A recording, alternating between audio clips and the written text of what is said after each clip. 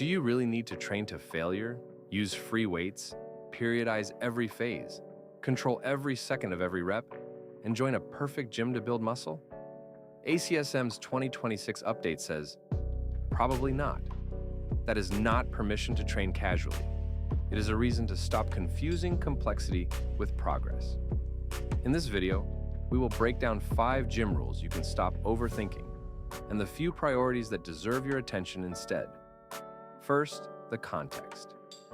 The American College of Sports Medicine published this position stand as an update to its 2009 resistance training guidance for healthy adults.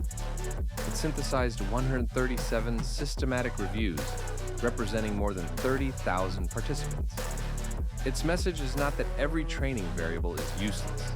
It is that only a limited number of prescription variables consistently change primary outcomes.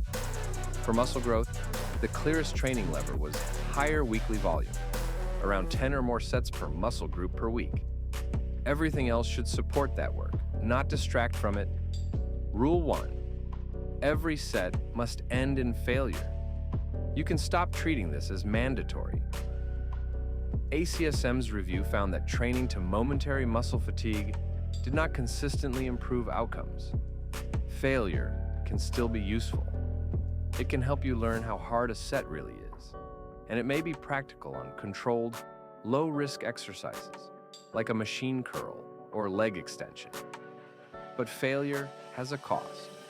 More fatigue, more technique breakdown, and potentially less quality work later in the session or week. The practical move is simple. Train hard, use clean reps, and save all-out failure for the moments when it helps, rather than making it the rule. Rule 2, free weights are automatically superior to machines. The update found that equipment type, machines versus free weights, did not consistently change results. That means a chest press machine is not cheating, and a barbell is not a biological requirement for muscle growth. Dumbbells, barbells, cables, machines, bands, and body weight all have strengths and limits.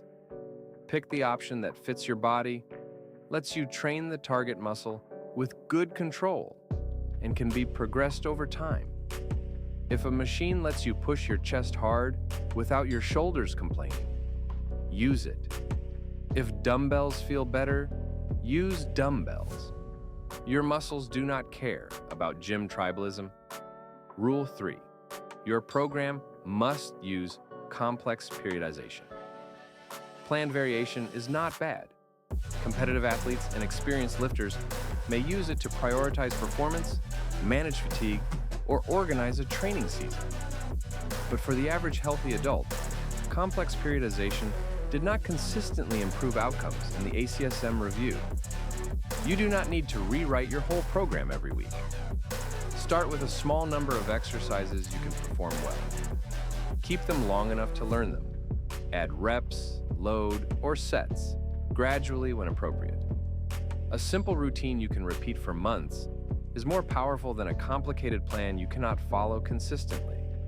Rule 4. There is one perfect tempo, set structure, or advanced technique. Slow eccentrics can improve control. Supersets can save time. Drop sets can make a session more efficient. Blood flow restriction can be useful in specialized settings.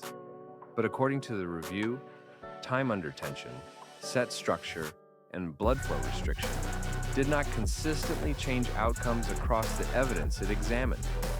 So use these tools with a purpose. Superset movements when time is short. Slow down when you are learning technique.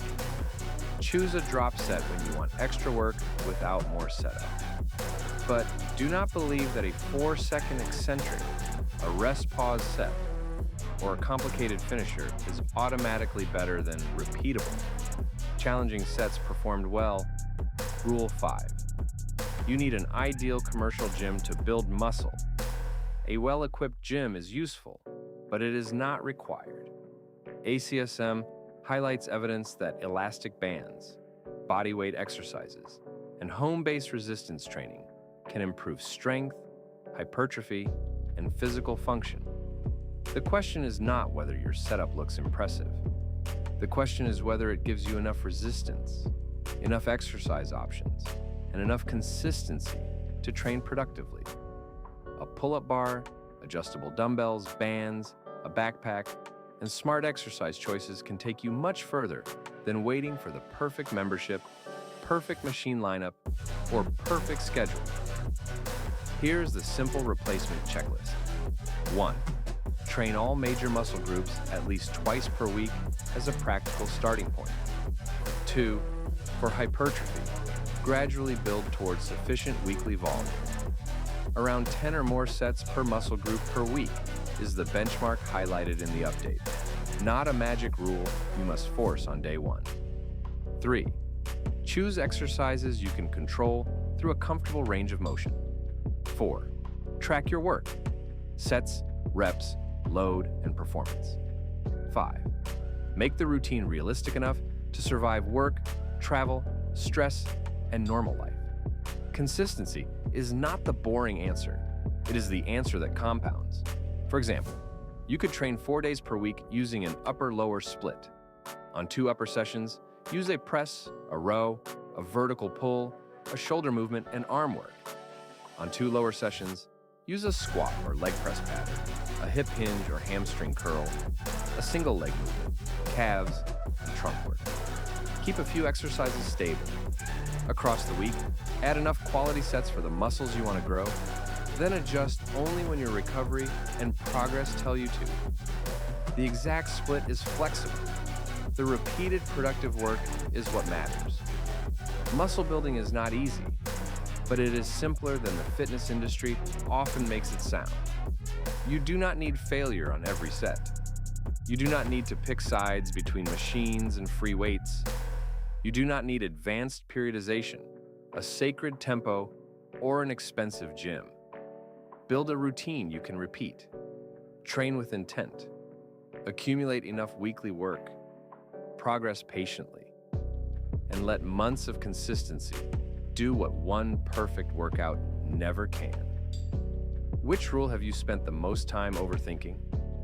Leave it in the comments, and subscribe to Trophy Gains for practical, evidence-based training without the noise.